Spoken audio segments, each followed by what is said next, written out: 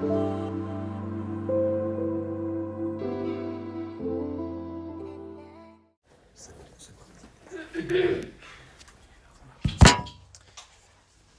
à tous.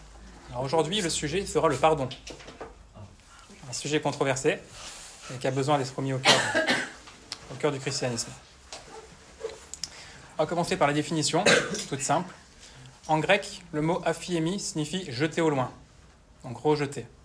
On va y revenir après. Et en latin, ce qui plus tard en dérivé a donné le français, perdonare. Et définition intéressante, alors le préfixe per, de perfection, par exemple, qui signifie complètement, jusqu'au bout, et donare, donc donner. Donc donner jusqu'au bout, donner complètement, sans aucune retenue. Ce qui donnera le mot pardonner. Là aussi intéressant, c'est à creuser. Donc en deux mots, le pardon, effectivement c'est merveilleux. Dieu efface nos fautes, il les oublie. Donc voilà. Mais ce n'est pas gratuit. Hébreux 9, 22, on connaît tous, sans effusion de sang, il n'y a pas de pardon. Du coup, une question qui peut se poser, est-ce qu'on doit faire couler le sang de nos ennemis pour pouvoir leur pardonner ? Non mais voilà, du coup, je vais essayer d'aborder toutes les questions pratiques qui sont autour du pardon, pour nous chrétiens. N'hésitez pas à intervenir, la moindre question, si vous avez un autre point de vue. Donc le but du jeu, ça serait qu'en sortant de là, on soit tous au clair sur le pardon, voilà, que tout soit net, qu'on sache de quoi il s'agit, et puis qu'on puisse le vivre. Ce serait essentiel. Voilà, en rapport avec le pardon que Dieu accorde, un seul point, après on parlera dans les relations humaines, c'est que le pardon n'est accordé que parce que Christ a versé son sang. Et c'est important. Donc quand on demande pardon à Dieu, on ne peut être pardonné que parce que le prix a déjà été payé. J'ai déjà dit, mais c'est vraiment important de comprendre ça. En fait, sans ça, la repentance ne servirait à rien. On pourrait se repentir, en soi, ça n'aurait aucune valeur. Ce n'est que parce que le prix a déjà été payé que c'est possible. Et même si on mourait, ça ne servira à rien, puisque notre sang qui est impur ne rachèterait rien du tout. Donc voilà.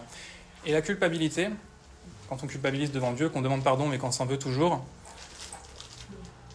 quelque part c'est qu'on veut payer nous-mêmes. C'est qu'on n'arrive pas à accepter la grâce qui nous est donnée gratuitement. Et c'est une double faute. Parce que d'une part, on a péché, la cause du repentir, mais secondement, c'est mépriser le sang du Christ. Et je dis bien mépriser. Pour prendre un exemple bien concret, Christ est bien plus précieux que n'importe lequel de vos enfants. Je pense que vous êtes d'accord avec ça. Si Dieu vous avait dit, prends ton enfant, égorge-le sur l'autel, toi-même, pour le rachat de tes fautes. Je suis certain qu'à l'avenir, on n'oublierait jamais que nos fautes ont été payées. On ne remettrait jamais ça en cause. On aurait vivement en mémoire le souvenir. Et là, on répète un peu facilement, oui, Dieu, le prix a été payé, il faut réaliser ce que c'est. Dieu a tué son fils. Et il n'a pas simplement été égorgé, il a été torturé et crucifié, ce qui est bien plus douloureux qu'un égorgement. Et donc cette notion que le prix a été payé, voilà, vraiment importante pour intégrer ce qu'est le pardon. Effectivement, donc ce que ça veut dire, c'est que le prix payé, d'abord il y a la repentance. La repentance en 3 phases, si je peux dire. On a d'abord le regret de la faute, la contrition. Ensuite, on a l'expression, donc on formule à Dieu, on lui demande pardon. Et ensuite, on a la prise de position par rapport au péché. Et ça va de soi. Si vraiment on le regrette, on essaie de mettre les choses en place pour pas que ça se reproduise. Et ensuite, vient du coup la reconnaissance. La reconnaissance à Dieu, le pardon nous est donné, on est reconnaissant à Dieu. Théoriquement, d'ailleurs, ça pourrait durer 5 secondes.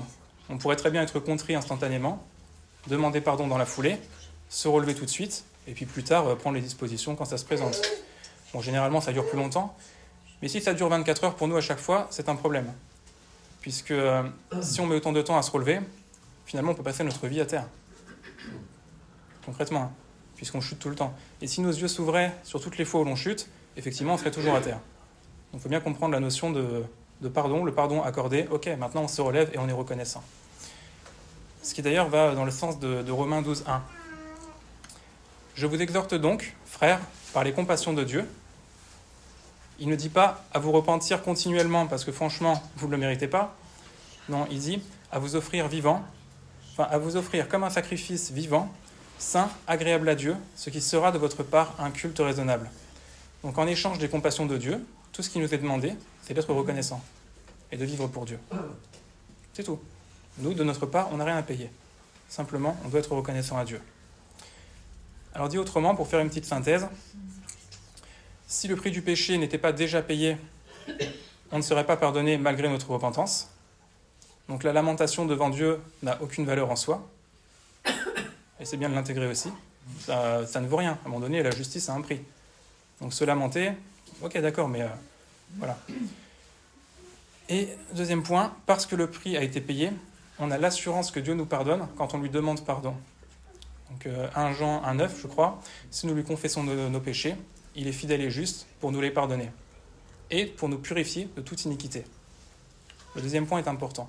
Donc déjà, ce que ça veut dire textuellement, quand on demande pardon une seule fois, ok, le pardon est donné. Et ensuite, Dieu nous purifie de toute iniquité. Donc on demande pardon, on essaie d'intégrer cette vérité que Dieu nous a pardonnée, mais on se sent toujours sale. C'est pas vrai. La parole nous dit, on a été purifié de toute iniquité.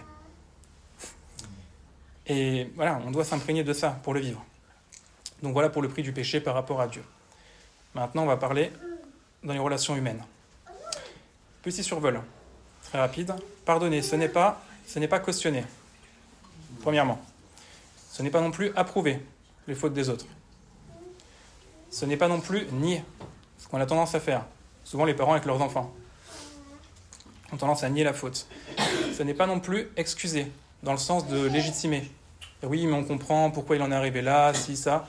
Non, pardonner, c'est pas trouver une excuse. Et pardonner, ce n'est pas non plus se réconcilier. On va y venir après. La réconciliation, c'est un fruit, une conséquence. Mais le pardon en soi ne signifie pas forcément la réconciliation. Le pardon, c'est, en une chose, le plus important, c'est une décision. C'est dur à intégrer, mais c'est vrai. On est responsable devant Dieu. Il nous demande de pardonner, il ne nous laisse pas le choix. C'est notre responsabilité de pardonner. Et ça consiste en quoi ? Tout simplement, au départ, abandonner la colère et la vengeance. Implicitement, ce que ça veut dire, c'est que c'est une reconnaissance de la faute.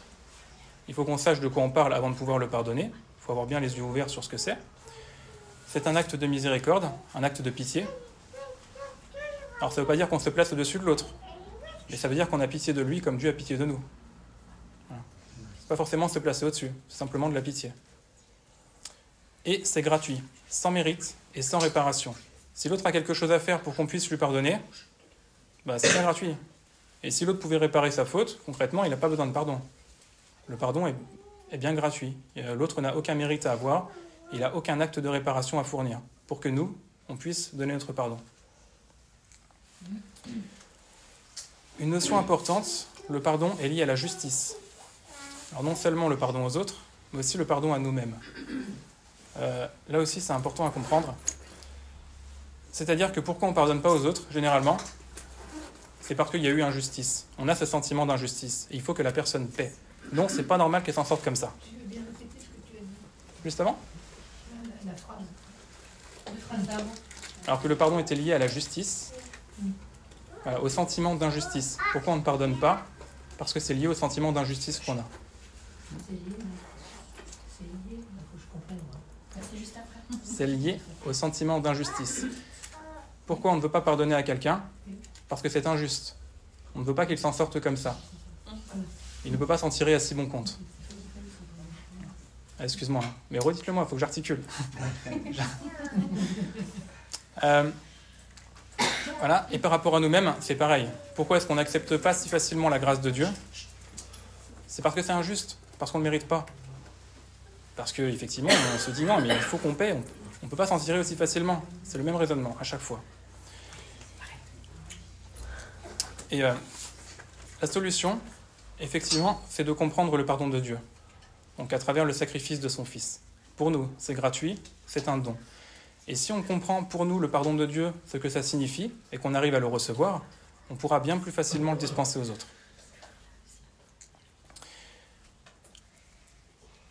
Voilà. Le pardon, effectivement, est une décision dont Dieu nous l'ordonne.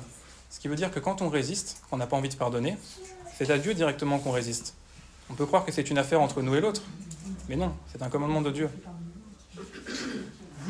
On résiste directement à Dieu. Et les émotions ne doivent pas motiver notre pardon. sinon on ne pardonnera jamais complètement. D'une part, il y a des choses, des émotions beaucoup trop profondes qui peuvent ne jamais passer de toute une vie, donc on n'arriverait jamais à pardonner. D'une autre part, on est offensé plus ou moins un peu tous les jours, ce qui fait qu'il y aurait toujours d'autres choses, il faudrait toujours attendre qu'une émotion passe avant de pouvoir pardonner. Et par exemple, quand Jésus dit « Bénissez ceux qui vous maudissent, faites du bien à ceux qui vous persécutent », là il parle au présent. Donc on doit faire du bien, ce qui est une conséquence du pardon, à des gens qui, présentement, nous font du mal. Ce qui prouve bien que les émotions sont complètement mises de côté.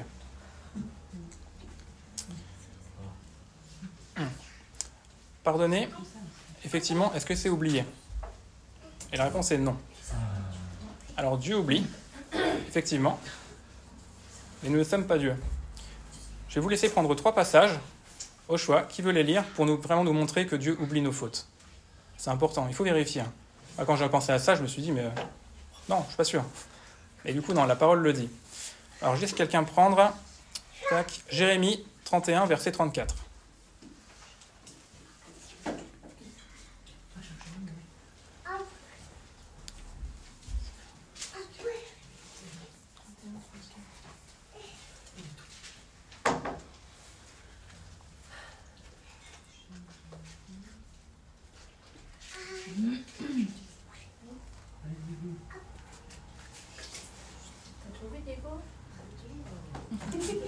Allez, Diego.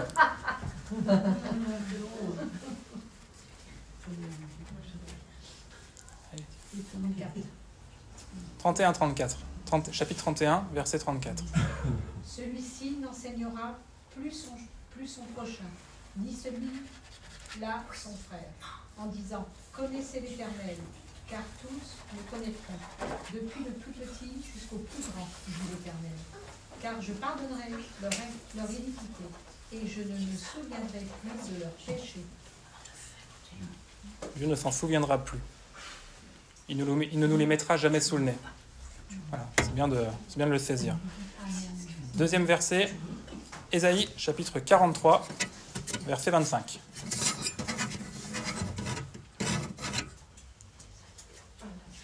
C'est moi qui efface tes transgressions pour l'amour de moi, et je ne me souviendrai plus de tes péchés. Là encore, il ne s'en souviendra plus. Et le dernier, Michée, chapitre 7, versets 18 et 19.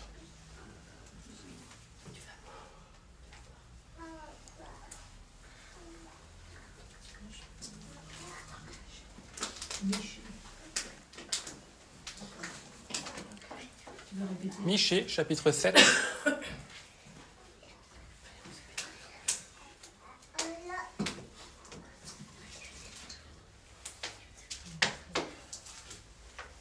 Michée 7, verset 18 et 19.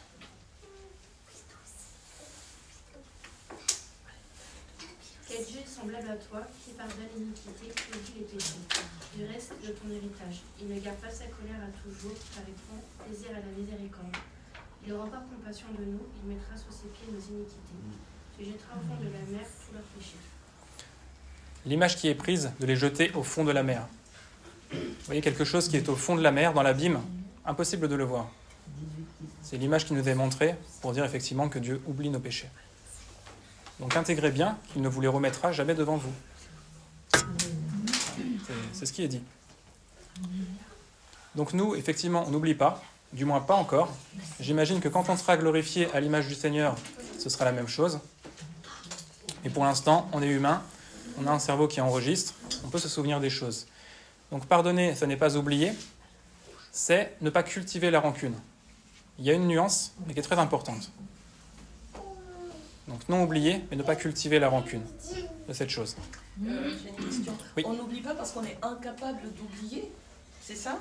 Parce que tu as dit tout à l'heure que Dieu oublie, ça veut dire que aussi il ne nous met plus jamais la faute sous notre nez. Donc, Oui. Voilà, nous oublier c'est quoi? Ne plus jamais mettre la faute sous le nez de la personne, c'est ça oublier? Ou on n'oublie pas parce qu'on en est incapable humainement? Non, dans ta question, quand j'y vais Dieu oublie, c'était pour que nous on ait l'assurance qu'effectivement il ne nous remettra jamais les fautes devant les yeux. Oui. Nous, on est incapable d'oublier parce qu'on a un cerveau qui est programmé comme ça, pour l'instant, on a du mal à oublier, mais évidemment qu'on ne doit pas remettre les fautes devant les autres. D'accord, on a du mal à oublier parce que notre cerveau est incapable, enfin là je parle de science, hein, incapable d'oublier, ou c'est parce que le cœur est incapable d'oublier? Oui, moi je dirais ça. Ouais, effectivement, les deux sont peut-être liés. Ouais. Ah, bonne question, il faut creuser. Oui, c'est ça. Moi je dirais que Dieu est amour à 100%. Du coup, il oublie, il est amour. Mais effectivement, je rejoins ce qu'elle dit, c'est qu'on est dépourvu de sentiments et le cœur est tortueux avant tout. Moi je pense qu'il y a cette partie de sentiment qui ne veut pas lâcher la chose. À moins d'être à 100% en esprit et à connaître la volonté du Seigneur, je pense qu'on peut pardonner. On peut pardonner, mais oublier, c'est différent. Mais tu as raison, tu as noté un truc. Par exemple, si notre enfant, si quelqu'un tue notre enfant, par la grâce de Dieu, on peut pardonner. Bibliquement, c'est possible. Mais l'oublier, le cœur, il sera toujours attaché, ça sera difficile. Du coup, ce que tu dis est vrai. Moi, je dis, pour moi, on n'a pas le droit de faire ça. Dieu pardonne nos péchés et il les oublie. Nous, on n'oublie pas les péchés qu'on a faits. C'est pour constamment être attaché à Dieu. Seigneur, tous mes péchés, tu les as lavés. C'est lavé dans le sang de Jésus, c'est lavé, ça n'existe plus. Mais nous, c'est important qu'on se rappelle ces choses, parce que comme ça nous rappelle toujours à Dieu, puis de rendre toujours grâce, Seigneur, merci. Quand je pense comment j'ai fait, est-ce que tu as fait de moi? Parce que c'est un logiciel qui tourne dans notre tête. C'est important. Faut pas tu as raison. Si Dieu oublie, il oublie, mais nous, c'est important de voir d'où on vient. Ça nous permet de voir d'où on est sorti. Oui, Des fois, on est tombé au plus bas et que le Seigneur a pardonné, que ça nous rappelle en fait ce qu'on a eu, ce qu'on a fait. Et puis ça permet aussi de, comme on s'en rappelle, de pouvoir être accroché à Dieu. Sinon, on partira. Tu as raison, Léna. Le rappel de nos péchés nous rappelle la grâce de Dieu, effectivement. Si on n'était pas conscient d'avoir besoin, de quelle grâce on parle? Après, si on s'arrête au mot pardon, c'est pardon, c'est par grâce. C'est uniquement par Christ qu'on peut pardonner. C'est une grâce. Mais c'est vrai, c'est un don de Dieu, ouais. C'est surnaturel.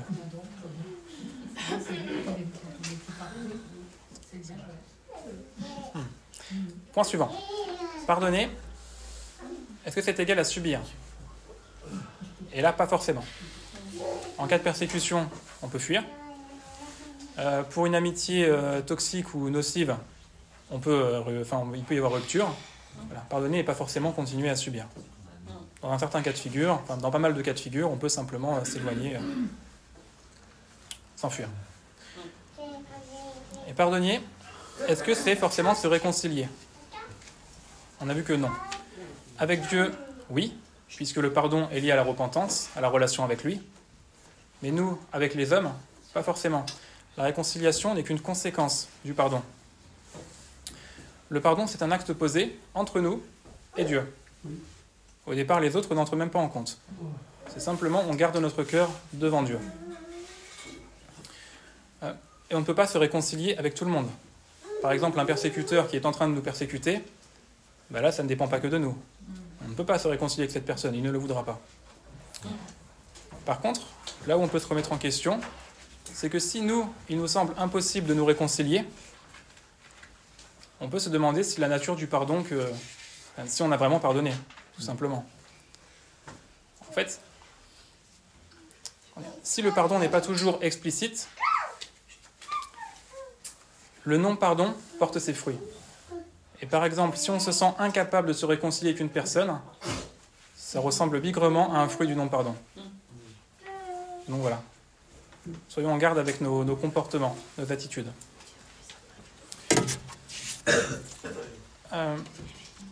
Voilà, donc en pratique, le pardon peut être suivi soit d'une réconciliation, soit d'une discipline entre frères dans l'Église, soit d'une rupture, voilà, une séparation pour nous préserver, ou d'autres choses. Et important, la réconciliation, c'est une parenthèse, ce n'est pas la résolution des différends. c'est simplement ne plus entretenir de rapports conflictuels. Une petite méditation de ce matin, que je vais partager avec Laetitia, et qui est marrante. Par exemple, si on prend le débat cessationniste et charismatique. Les cessationnistes pensent que les dons, c'est fini, il n'y en a plus. Les charismatiques, il y a tous les dons, tout le monde les a, tout le monde doit les exercer en même temps. Voilà, c'est la grâce de Dieu. Et on met ça en parallèle avec les versets de Paul qui disent « Si ton frère est faible, par exemple qu'il ne peut pas manger de viande, toi, accorde-toi à sa faiblesse et ne mange pas de viande en sa présence. » Voilà. Et en fait, le cessationniste, il pourrait penser effectivement que son frère est dans une dérive, que son frère est relativement faible, et il pourrait essayer de le confronter, de toujours remettre ça sur le tapis pour essayer de lui ouvrir les yeux. Et à l'inverse, le charismatique, lui, il pense profiter des dons de Dieu, de la grâce de Dieu. Il trouve ça dommage que son frère n'en profite pas. Pour le charismatique, le faible, c'est l'autre. C'est l'autre qui n'en profite pas. C'est l'autre qui est presque en dehors de la grâce, finalement, de ne pas user de la grâce de Dieu. Alors, ça veut dire deux choses. Ça veut dire, premièrement, on est tous le faible de quelqu'un d'autre. On a tendance à penser, il y a le faible, et il y a celui qui est au-dessus, qui est fort. Non, tout ça est relatif. On est tous sur certains points plus forts que d'autres, sur d'autres points plus faibles que d'autres. Et le deuxième point, on doit surveiller nos attitudes. Par exemple, le cessationniste, quand bien même il aurait raison, c'est pas ce que je dis, s'il ne peut pas s'empêcher de remettre sur le tapis ce problème et d'avoir finalement un rapport conflictuel, il doit se remettre en question. Et à l'inverse, le charismatique, s'il sait que ça énerve l'autre quand il prie en langue et qu'il ne peut pas s'empêcher de le faire 2 heures par jour pour montrer ce que c'est, il doit aussi se remettre en question. Il y a une introspection personnelle. Et donc en fait, le verset de Paul, si ton frère est faible, en gros, accorde-toi à sa faiblesse, on a tendance à penser à des cas particuliers, où oui, on doit s'accorder à telle personne sur telle situation. Mais si au quotidien, on examine chaque situation sous cet angle et que chaque chrétien se remet en question, 95% des problèmes sont terminés. Puisque tout ce qui ne touche pas à la divinité de Christ, finalement, c'est superflu. Même l'exercice des dons. Si le raisonnement n'est pas poussé à l'extrême et qu'il ne remet pas en cause le salut, c'est du détail. Ça ne doit pas nous empêcher de jouir des liens qui nous unissent de cette même famille. Voilà. Petite parenthèse avec la réconciliation. Donc ce n'est pas la résolution des différends, important, c'est simplement plus de rapports conflictuels. Alors évidemment, on ne pourra jamais s'accorder avec quelqu'un qui remet en cause la divinité du Christ, par exemple, puisque là, il touche au salut. Ok, mais pour la plupart des autres points, c'est superficiel. Le pardon est un commandement, donc Dieu nous l'ordonne. Premièrement, dans la prière du Notre Père. Et Notre Père résume l'essentiel de notre relation à Dieu. Je pense qu'on peut le voir comme ça. Et là, on va lire Matthieu 6, versets 14 et 15. Dans le Notre Père, il y a une chose sur laquelle Jésus accentue, c'est le pardon. D'une part, pendant la prière, pardonnez-nous nos offenses comme nous aussi nous pardonnons. Et une fois la prière bouclée, il va terminer en reparlant du pardon à la forme positive et une deuxième fois à la forme négative. C'est la chose sur laquelle il insiste le plus. Quelqu'un veut le lire ? 6, 14 et 15. Si vous pardonnez aux hommes leurs offenses, votre Père Céleste vous pardonnera aussi. Mais si vous ne pardonnez pas aux hommes, votre Père ne vous pardonnera pas non plus vos offenses. Ouais, Jésus accentue là-dessus.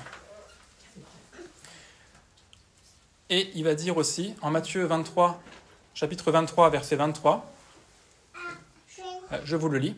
« Malheur à vous, scribes et pharisiens hypocrites, parce que vous payez la dîme de la menthe, de l'âneth et du cumin, et que vous laissez ce qui est plus important dans la loi, la justice, la miséricorde et la fidélité. C'est là ce qu'il fallait pratiquer, sans négliger les autres choses. » Ça veut dire que le pardon est une priorité. Encore une fois, Jésus a insisté là-dessus dans le Notre Père, pas sur le reste, principalement là-dessus.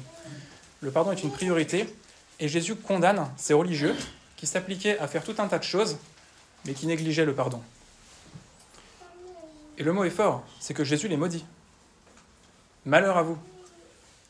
Dieu est le seul qui est en capacité de maudire, réellement, qui a le pouvoir de le faire. Jésus est Dieu. C'est Jésus qui les maudit. Ces religieux qui pensaient plaire à Dieu par leur service en négligeant le principal. Donc Là aussi, c'est pour comprendre l'importance du pardon. Et ce que ça veut dire, c'est qu'il n'y a aucune communion avec Dieu qui est possible tant qu'on est dans le non-pardon. Alors il y a les temps d'ignorance, c'est une chose, mais un endurcissement volontaire quand on est conscient de ça, non, c'est tout simplement pas possible. Quelqu'un qui jouit du pardon de Dieu, il ne peut pas retenir les fautes des autres. Enfin, du moins, le Saint-Esprit ne le laissera pas faire. Et pour illustrer ça, on va lire un passage assez long. Alors, vous pouvez le découper 2-3 versets par personne, ou alors je peux le lire comme vous voulez. C'est la parabole du serviteur de l'esclave sans pitié. Vous savez, à qui le maître a remboursé, à qui le maître a pardonné une somme de 10 000 talents, et lui n'a pas voulu pardonner à son frère. Allez, j'y vais, c'est un peu long. C'est pourquoi le royaume des cieux est semblable à un roi qui voulut faire rendre compte à ses serviteurs, littéralement à ses esclaves. Le mot serviteur à chaque fois est rendu par esclave. Quand il se mit à compter, on lui en amena un qui devait 10 000 talents. Comme il n'avait pas de quoi payer, son maître ordonna qu'il fût vendu, lui, sa femme, ses enfants et tout ce qu'il avait, pour que la dette fût acquittée. Alors la dette n'aurait pas été acquittée, mais pour que justice soit rendue dans une moindre mesure. L'esclave, se jetant à terre, se prosterna devant lui et lui dit « Seigneur, aie patience envers moi, et je te paierai tout. » Ému de compassion, le maître de cet esclave le laissa aller et lui remit la dette. Après qu'il fut sorti, ce serviteur rencontra un de ses compagnons qui lui devait 100 deniers. On verra après le rapport denier-talent. Qui lui devait seulement 100 deniers. Il le saisit et l'étranglait en disant « Paie ce que tu me dois. » Son compagnon, se jetant à terre, le suppliait disant « Aie patience envers moi, et je te paierai. » Mais l'autre ne voulut pas, et il alla le jeter en prison jusqu'à ce qu'il eût payé ce qu'il devait.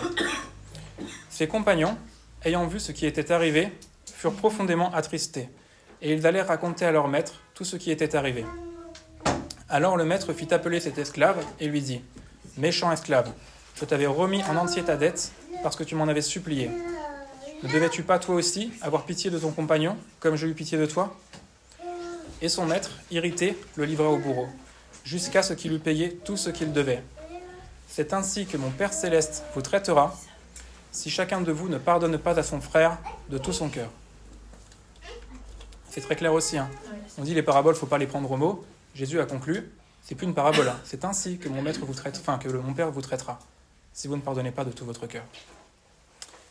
Donc j'insiste, pas de communion avec le roi si on ne pardonne pas. Là, c'est factuel. Et donc c'est un acte posé... ah oui, un point. On a besoin continuellement de pardon. Vous savez ça. Si on avait besoin d'être pardonné par Dieu qu'une fois par an, à la rigueur, on devrait pardonner qu'une fois par an. Mais non, tous les jours, on a besoin de pardon. Et donc tous les jours, ce balancier est toujours valable. Tous les jours, on doit pardonner comme on a besoin de pardon. Les deux sont étroitement liés. On ne peut pas les séparer. Et encore une fois, c'est un acte posé entre Dieu et nous, premièrement. Ça veut dire qu'on n'a pas besoin de le formuler à la personne qu'on lui pardonne. Parce que ça, c'est une forme, d'une part, de vengeance, parce qu'on veut faire savoir à la personne qui nous a fait du mal, mais surtout d'orgueil. Parce que il faut qu'on exclame « J'ai subi un mal et je t'accorde ce pardon ». On ne peut pas s'empêcher de dire à quelqu'un qu'on le pardonne, c'est de l'orgueil, tout simplement. C'est à notifier. Et donc, toutes nos relations dépendent de cet acte devant Dieu, qui est le pardon, et qui est l'abandon de la colère et de la vengeance. On va prendre un passage, Romains 17 à 21, Romains 12, 17 à 21, pardon, qu'on va lire en 2 fois. Je vous laisse le prendre.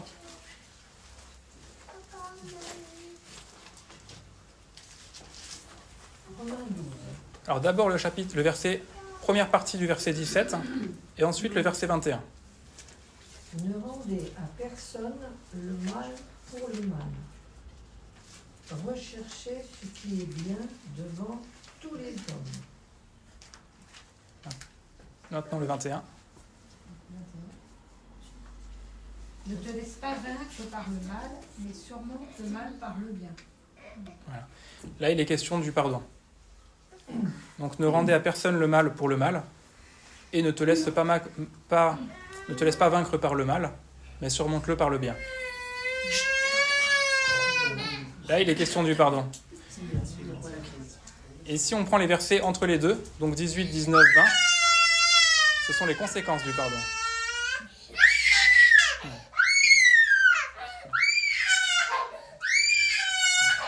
Non, mais t'inquiète, hein.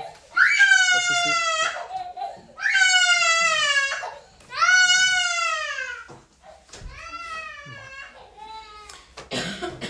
Je vous laisse prendre du coup les versets 18, 19, 20, entre ces deux-là. S'il est possible, autant que cela dépend de vous, soyez en paix avec tous les hommes.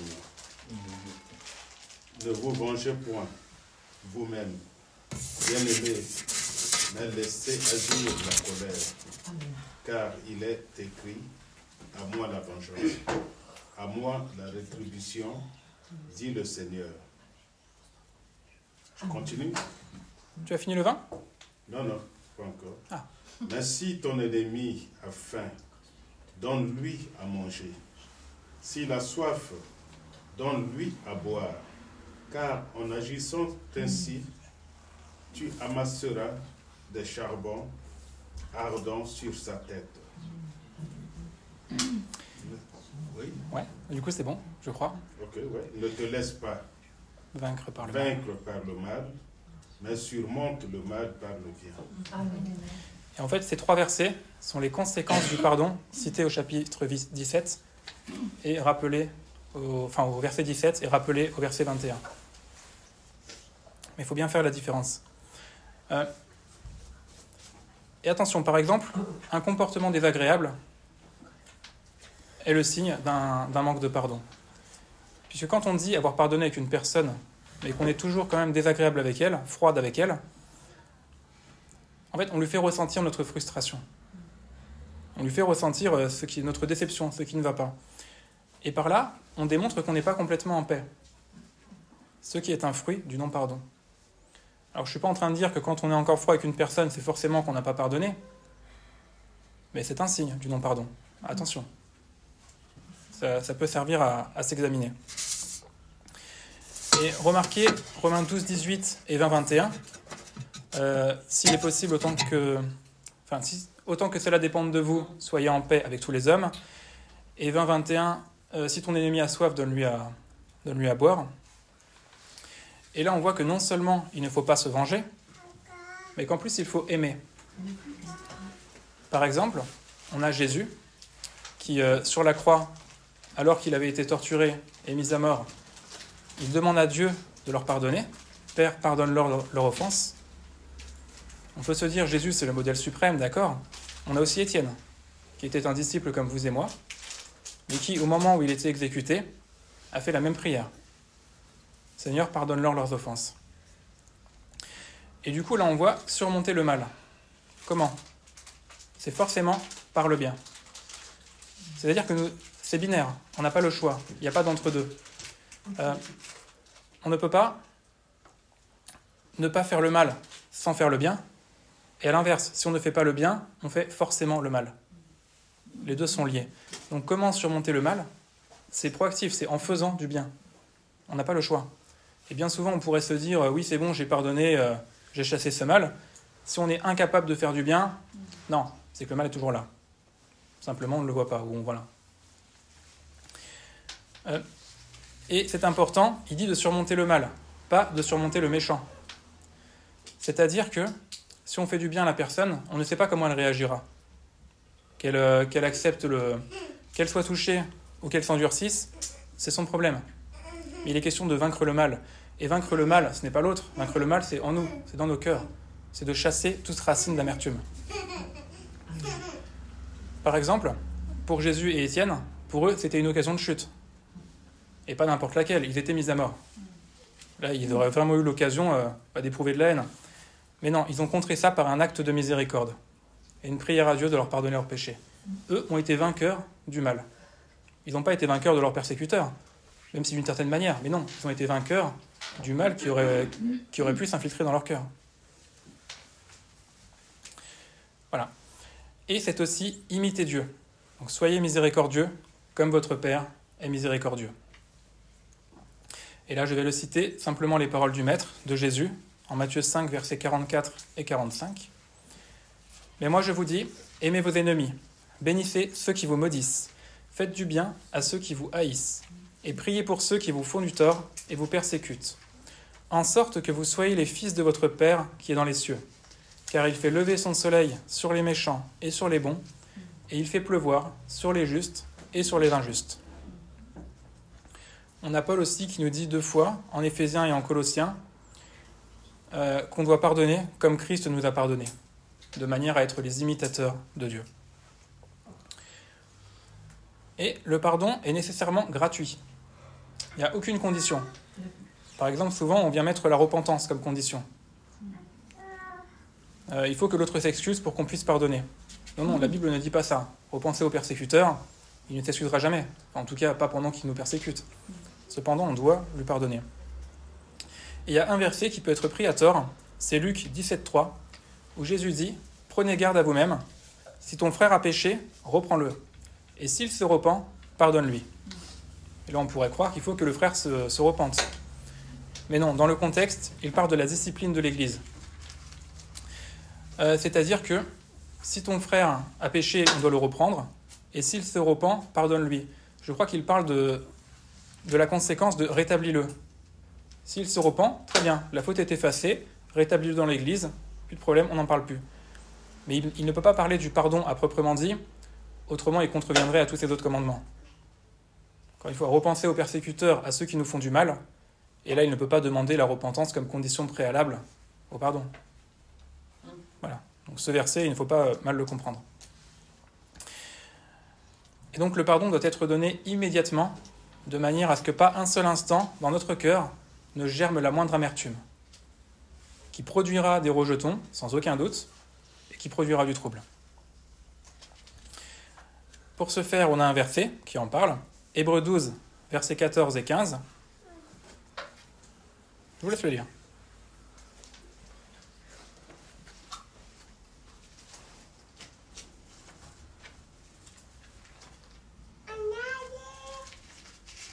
Recherchez la paix avec tous et la sanctification sans laquelle personne ne verra le Seigneur.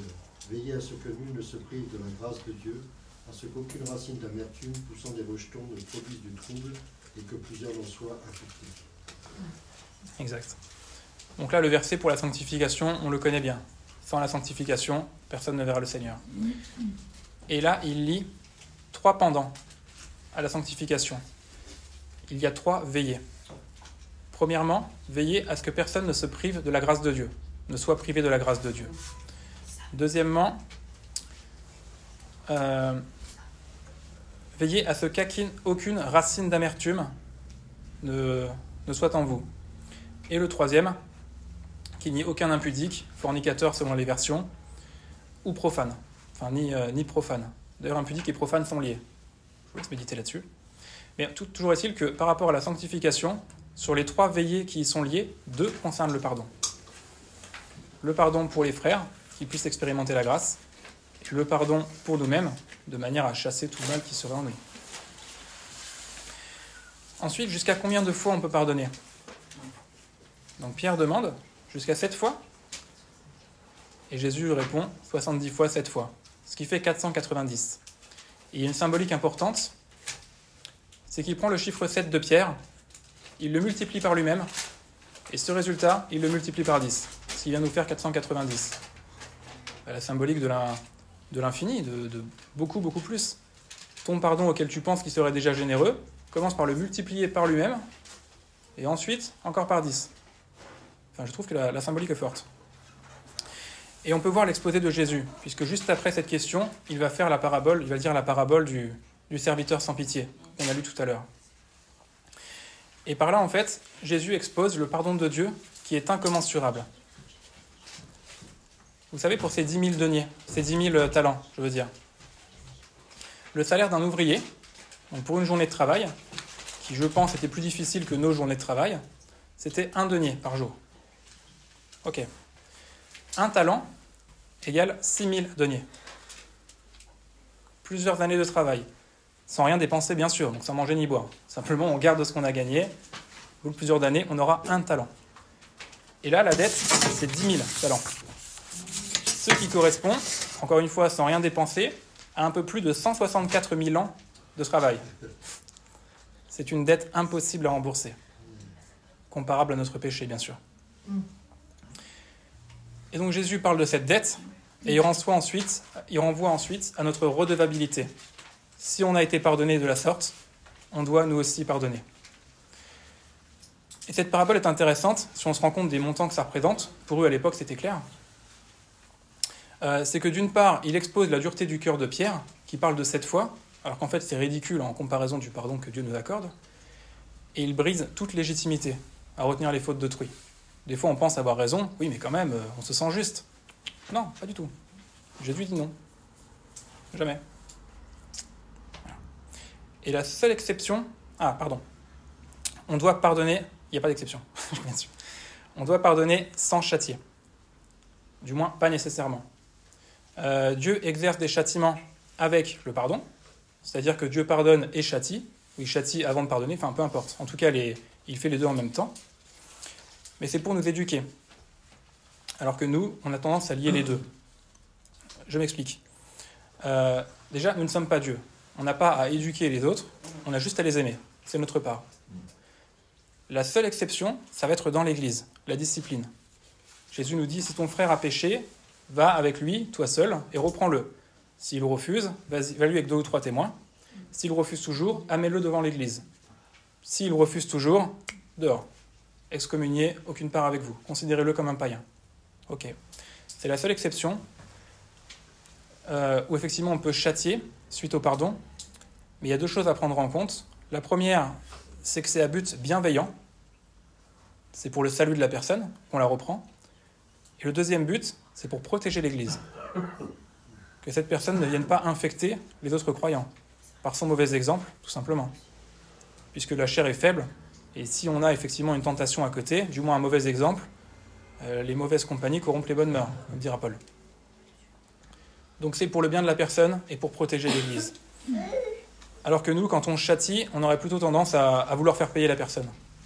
Voilà. Mais non, ça absolument pas. Le seul châtiment qu'il peut y avoir, c'est bien dans ce contexte précis. Donc le pardon est aussi une libération.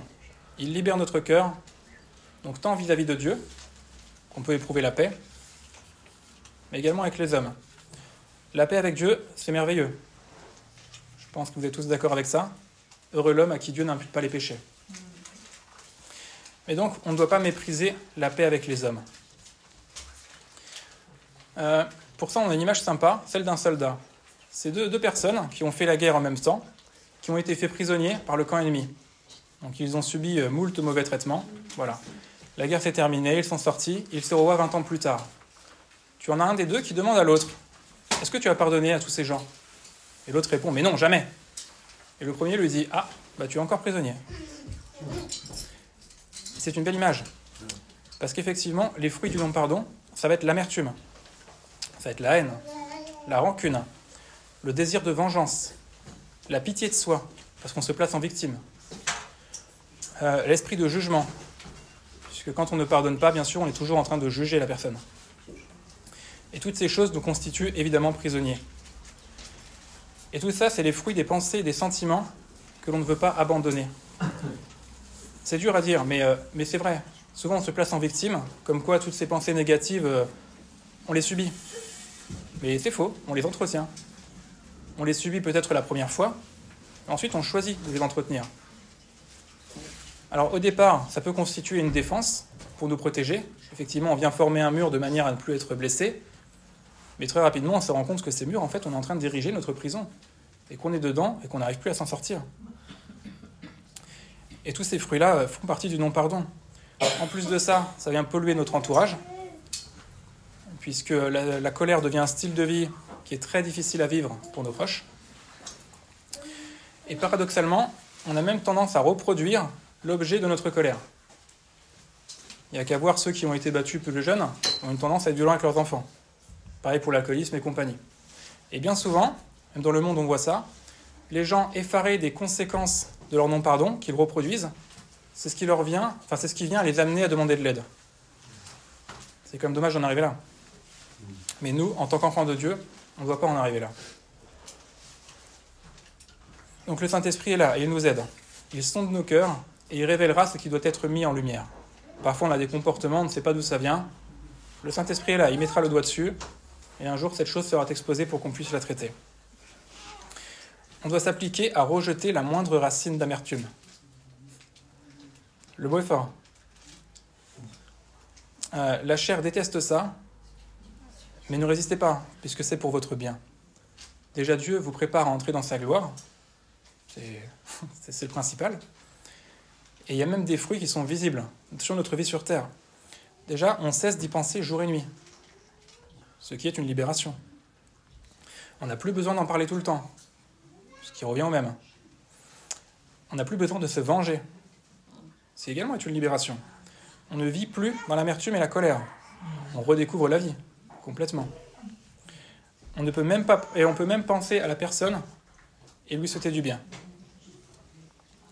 Voilà. Et les fruits du pardon déjà visibles. Et contrairement au monde, on n'est pas seul. Alors Dieu fait grâce pour nous conduire à pardonner. La parole nous en parle et le Saint-Esprit nous y incite. Mais également, Dieu nous fait grâce pour nous libérer des conséquences. Des choses vraiment graves, par exemple un viol ou un meurtre. Il y en a d'autres, des choses qui font vraiment mal. Il y a des conséquences. Dans le sens, il peut y avoir des relations conjugales difficiles, il peut y avoir de la dépression chronique, beaucoup de choses. Et quand bien même on pardonnerait sincèrement à la personne, on rejetterait toute racine d'amertume, ces conséquences resteraient bien ancrées, en tout cas pour un temps. Et c'est là qu'a lieu le miracle, pour nous enfants de Dieu, c'est que Dieu pourvoit à nos impossibilités. Quand on ne peut plus, quand c'est hors de notre portée, Dieu prend le relais.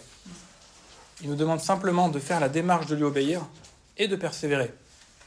Et si on demande pardon, enfin, du moins on pardonne, mince, ça marche pas, bon bah hop, on oublie. Non, il faut persévérer, Dieu interviendra. Quand nous sommes faibles, c'est alors que nous sommes forts. Et c'est la différence avec les gens du monde. Et en fait, on n'a aucune excuse pour ne pas pardonner, même les gens qui souffrent énormément, puisque Dieu est là. Dieu est là pour nous, et il peut nous faire la grâce de vivre cette libération. Et pour reprendre l'image, c'est un peu ça, c'est un peu comme un enfant qui boude, et qui s'enferme dans sa bouderie. Il est prisonnier, non, c'est comme ça, pas autrement. Mais la paix est à portée de main pour lui. Il ouvre les bras, c'est fini, il n'y a plus rien. Pour nous, c'est un petit peu pareil. On se sent prisonnier, voilà, impossible de pardonner, une rancune extraordinaire. On se dit, mais ce n'est pas possible, le mal que je ressens, je ne pourrais jamais passer par-dessus. Ce n'est pas ce que dit la parole. Obéis à Dieu, persévère, et il fera le reste.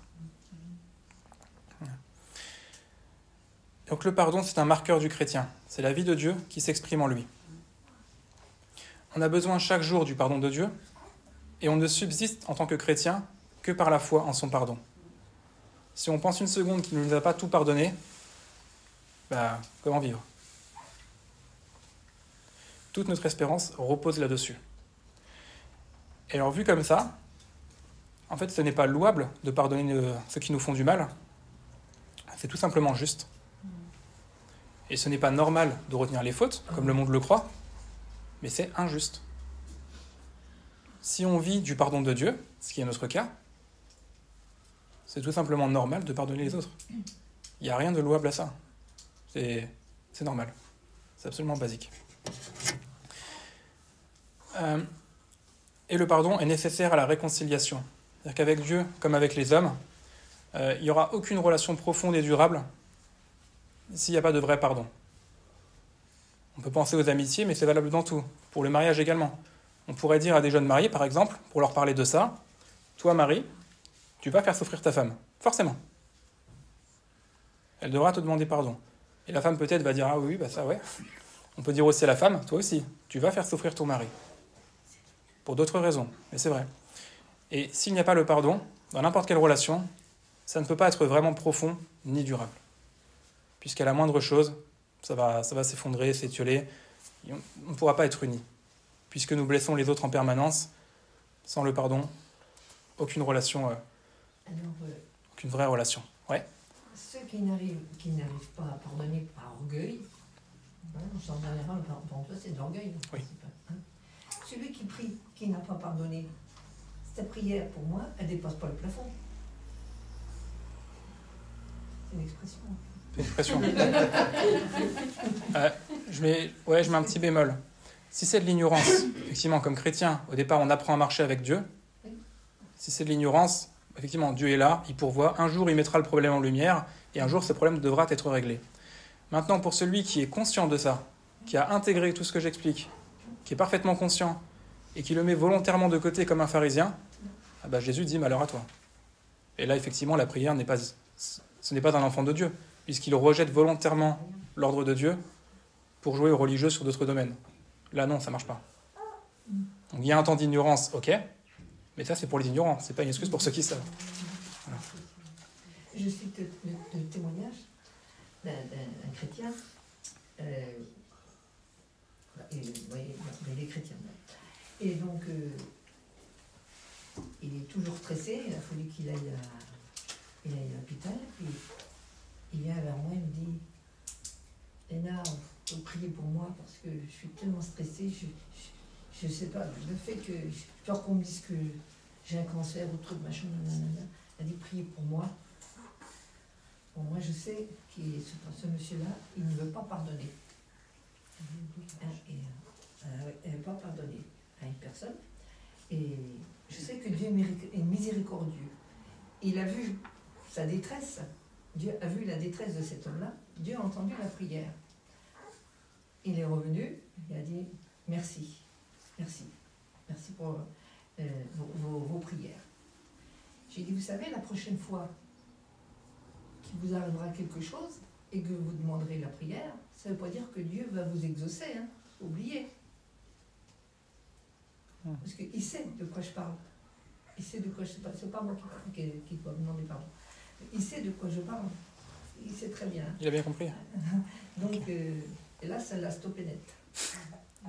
Alors, il est allé de nouveau, mais il ne m'a pas demandé de prier, parce qu'il est repris dans sa conscience, parce qu'il sait, vous savez, sans pardon, c'est la base de tout, le pardon. Hein? Et Dieu, dans sa miséricorde, il exauce pour faire voir sa bonté. Et il est retourné à l'hôpital, il ne m'a pas demandé. Et je priais, mais pas le but qu'il soit guéri, que Dieu l'interpelle continue qu'il plie le genou pour qu'il demande pardon à cette personne-là. Mais ça a servi de rien qu'il est à l'hôpital. Il n'est pas guéri, quoi, du pourquoi il était à l'hôpital. Bon, je me suis bien exprimée. Moi, j'ai compris les idées. Donc, l'esprit est à l'œuvre. L'esprit est à l'œuvre. Effectivement, c'est parler de la miséricorde de Dieu qui est agissante. Oui, voilà. Oui, c'est ça. Mais un chrétien qui s'endurcit, attention, vraiment attention, Voilà. puisque les avertissements sont là. Oui. Ensuite, un aspect du pardon, c'est de demander pardon. Ça aussi, ça nous arrive. Jésus nous parle de ça aussi, en Matthieu 5. Si donc tu offres ton don à l'autel, et que là, il te souvienne que ton frère a quelque chose contre toi, laisse là ton don devant l'autel, et va d'abord, réconcilie-toi avec ton frère, et alors viens et offre ton don. Et donc là, on voit que c'est notre part d'aller demander pardon aussi, de provoquer la réconciliation. Soyez en paix avec tous les hommes, pour peu que ça dépende de vous. C'est-à-dire que si ça dépend un tant soit peu de nous, on doit être en paix avec les hommes. Donc on doit aussi demander pardon.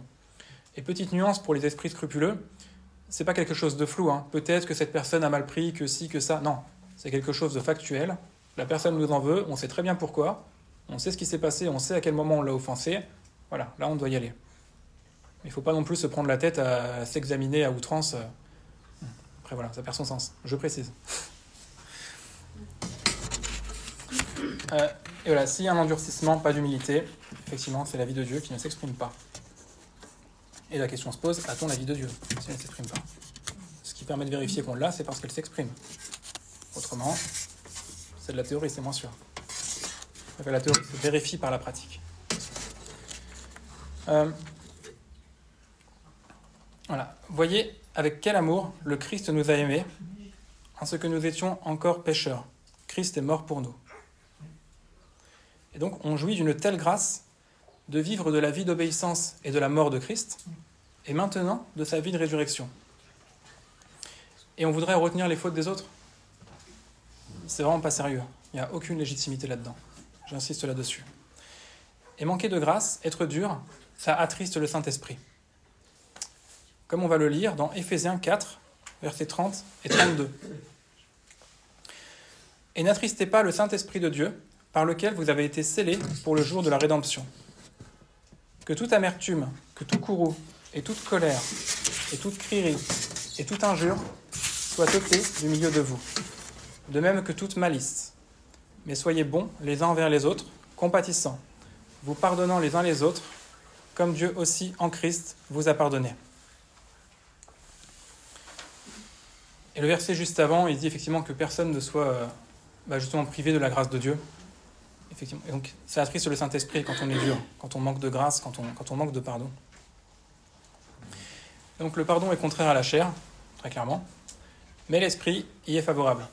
Et Dieu nous a donné l'intelligence de discerner ce qui est bon, agréable et parfait. Et le pardon en fait partie. C'est la vie de Dieu et c'est surnaturel. Comme on l'a cité tout à l'heure, comme Jonathan l'a cité, ce n'est pas naturel. Le pardon, c'est un don de Dieu, c'est une grâce. Nous, on n'en est pas capable. Et comme dit Paul Washer, et on va conclure là-dessus, là, ça s'applique à tous les domaines de notre vie chrétienne. Ce que décrit la Bible, pour les 3/4, c'est surnaturel, bien sûr. Les exhortations de Paul en Romains 12, qui peut y répondre? Personne. Personne. Et il dit, vous avez 3 options. 1, vous pouvez nier que ce soit réellement possible.